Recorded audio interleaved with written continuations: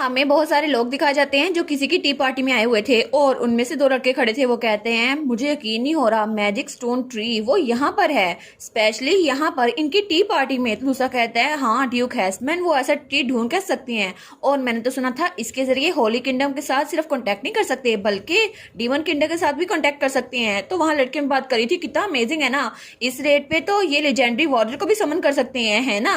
और तब उस ट्री के नीचे ड्यूक हैसमैन खड़ा हुआ था। वो सोचता है चीजें बिल्कुल स्मूथली जा रही हैं, हालांकि अभी तक मुझे डीमन किंगडम के साथ कांटेक्ट करने का कोई मौका नहीं मिला। और वो सोचता है डीमन किंगडम, ऐसा कहा जाता है कि वहां पर पावरफुल मैजिक स्टोन्स हैं और वहां पे नॉन ह्यूमंस रहते हैं, लेकिन उनकी पावर यूज करके हम किसी से भी कुछ भी हासिल कर सकते हैं। लेकिन अभी तक मुझे कोई भी डीमन नहीं मिला और ना ही मुझे वो डीमन स्वॉर्ड मिली जिसकी मुझे जरूरत थी। और मैंने हर एक स्वॉर्ड को खरीद लिया लेकिन वहां पर यूजलेस स्पिरिट थी, कोई भी मेरे फायदे का नहीं था।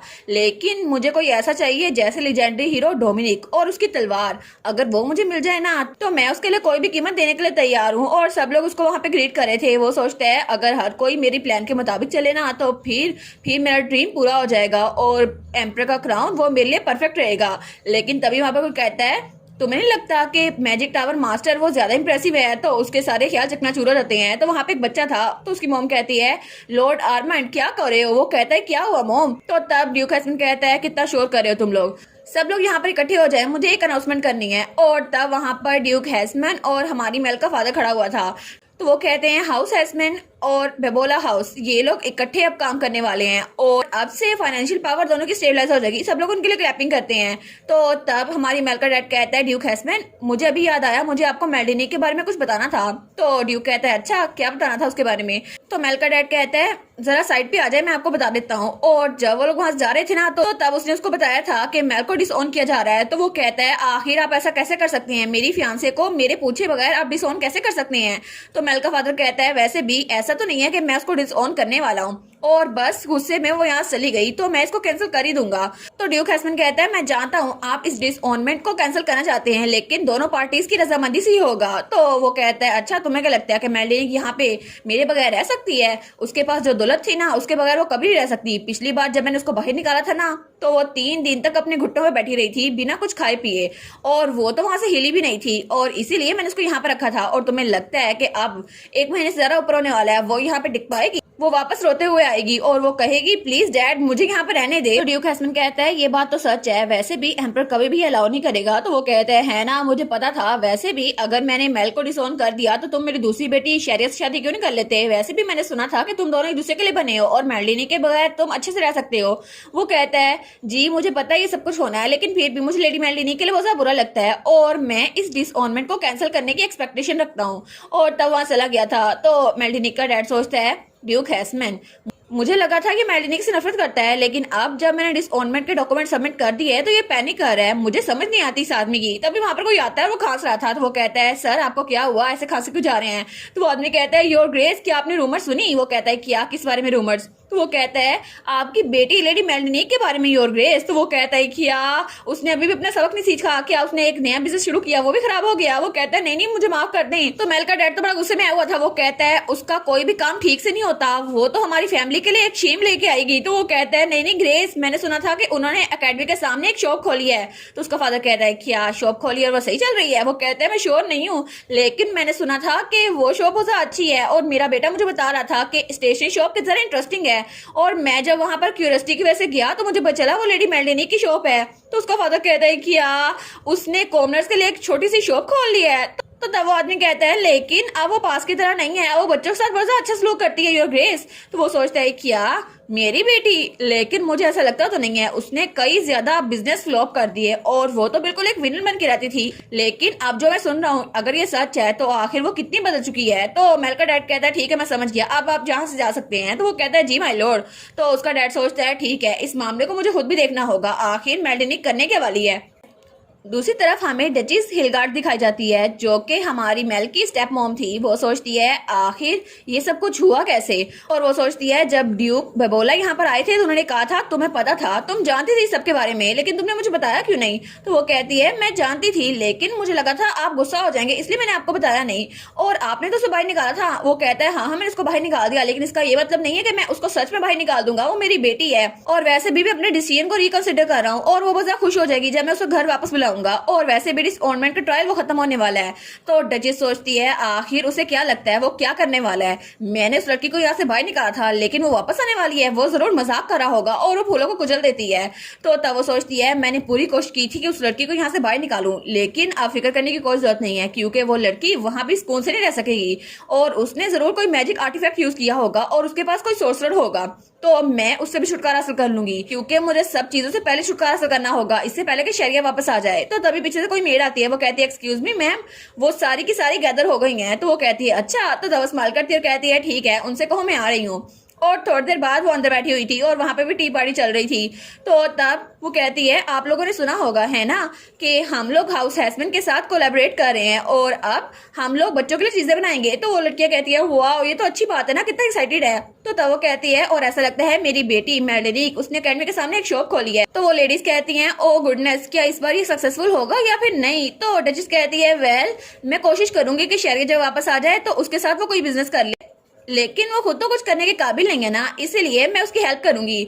तो वो सारी लेडीज कहती हैं वाह ऐसा लगता है कि आप बहुत ज्यादा अच्छी हैं। और तब वो सोचती है हाँ बिल्कुल मैं अच्छी हूँ, लेकिन इसका ये मतलब नहीं कि मेलडिनिक वो इस बार बच जाएगी क्योंकि मुझे लगता है ये साल उसके लिए अच्छा था, लेकिन पहले जैसे मैंने उसकी सारी चीजें बर्बाद की है ना इस बार भी बर्बाद कर दूंगी।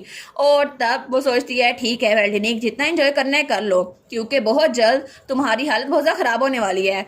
और दूसरी तरफ हमें मेलडिनिक दिखा जाती है और तब वो शॉप में थी। वो कहती है यहाँ पे एक नए कस्टमर कोई भी नहीं आ रहे हैं ना डोमिनिक। तो डोमिनिक कहता है हाँ मुझे भी ऐसा लगता है। तो मेल कहती है पुराने कस्टमर तो बार बार आते रहते हैं लेकिन शायद नोबल्स को कॉर्नर की दुकान पे आना पसंद नहीं है और बच्चे तो यहाँ पे वापस आते रहते हैं, लेकिन नए कस्टमर लाना यही बड़ा मसला है। तो तभी दरवाजे की दस्तक होती है तो हमारी मेल कहती है क्या कौन आ गया। तो डोमिनिक कहता है लगता है कोई अनोयंस आई है। तो वो कहती है क्या। तो जब वो दरवाजा खोलती है तो वहां पे क्राउन प्रिंस कैसियन था, उसके हाथ में एक डॉक्यूमेंट था। वो कहता है क्या आपने ये फ्लायर देखा। वो कहती है क्या फ्लायर, और जब उसको पढ़ती है वो कहती है क्या ऐसा कैसे हो सकता है। तो वो जल्दी से वहां से भागती है। तो डोमिनिक कहता है महल कहाँ जा रही हो। वो कहती है थैंक यू मैं थोड़ी देर में वापस आती हूँ। और वो सोचती है इस फ्लायर के मुताबिक एकेडमी के सामने ही मेरी दुकान से थोड़ा दूर ही कंस्ट्रक्शन हो रही है और वहां पे डचेस हिलगार्ड और ड्यूक हैस्मन मिलकर एक शॉप खोल रहे हैं जो मेरी स्टेशनरी शॉप की तरह ही होगी, लेकिन अगर ऐसा हुआ तो नोबेल्टी के सारे चिल्ड्रन वहां पर जाएंगे। और तब पीछे डोमिनिक को तो बड़ा गुस्सा आ रहा था। तो क्राउन प्रिंस सोचता है इसको पता नहीं किस बात का गुस्सा आ रहा है। तो हमारी हिरन वहां से भाग रही थी और तब वहां उस जगह पहुंच गई थी जहां पे कंस्ट्रक्शन हो रही थी। वो सोचती है ये तो मेरी शॉप से 10 मिनट के फासले पे भी नहीं है और ये लोकेशन उन्होंने इसलिए चुनी है ताकि मेरी शॉप को बर्बाद कर सके, लेकिन इसका मतलब है यहाँ पे इनको बहुत ज्यादा प्रोडक्ट्स बनाने के लिए मिलेंगे और इन्वेस्टमेंट बहुत ज्यादा होंगी, तो यहाँ पे कस्टमर भी ज्यादा आएंगे। इन्होंने फिर से वही स्ट्रेटजी इस्तेमाल की है जो पहले भी वो यूज करती आ रही थी। तो तब वो सोचती है पता नहीं वो मेरे पीछे क्यों आ रही है, मैं उनसे बदला लेना चाहती तो मुझे अपनी लाइफ जीने क्यों नहीं देती। तो वो आदमी कहता है ये कंस्ट्रक्शन साइड है प्लीज यहाँ से हट जाओ। तो वो कहती है यहाँ पे क्या बिल्ड हो रहा है। तो वो आदमी कहता है क्या एक्सक्यूज मी, बेसिकली ये बच्चों के लिए एक स्टोर है लेकिन ऐसा लगता है ये जनरल स्टोर से कुछ डिफरेंट होगा। वो कहती है यहाँ पर कितनी देर से काम हो रहा है और कितनी देर तक चलेगा। वो सोचता है क्या ये प्रोजेक्ट साथ इन्वॉल्व है। वो कहता है ये लार्ज स्केल पे प्रोजेक्ट है और मुझे लगता है हमें जल्दी खत्म करने को कहा गया है। तो वो सोचती है अच्छा तो मुझे इसको कैसे हैंडल करना चाहिए, लेकिन तभी पीछे से ड्यूक हैस्मन आता है और उसका हाथ पकड़ लेता है। तो वो आदमी जो वहां पर था वो कहता है कि वो डर जाता है। तो हमारी हीरोइन सोचती है ड्यूक आखिर ये यहाँ पर क्या कर रहा है। तो तब वो आदमी कहता है मैं वापस काम पे चलता हूँ। तो ड्यूक हैस्मन कहता है मुझे नहीं पता तुमने कहा सुना, लेकिन हाउस बेबोला और हाउस हैस्मन वो कोलैबोरेशन कर रहे हैं। तो हमारी मेल कहती है अच्छा ऐसा है। तो वो सोचती है आखिर इसको यहाँ पर आना क्यों जरूरी था। तो ड्यूक हैस्मन उसको और इन्फॉर्मेशन दिया जा रहा था। तो हमारी कहती है गुड लक मैं अब चलती हूँ, तुम लोग सक्सेसफुल हो। तो वो कहता है तुम्हारी छोटी सी शॉप वो जल्दी क्रश हो जाएगी। वो कहती है हाँ हाँ जो मर्जी करो।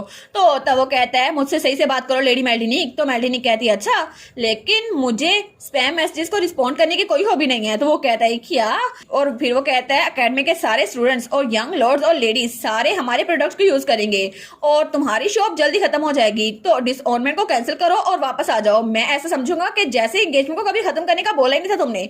वो कहती है चाहे जो भी हो जाए मैं इससे पीछे नहीं हटने वाली। तो ड्यूक हस्बैंड कहता है तुम हमेशा से अपने बिजनेस में फेल होती आ रही हो। ऑफ कोर्स ये बात मुझे परेशान कर रही है तुम्हारे फियांसे के तौर पर। वो सोचती है आखिर ये गलती किसकी है।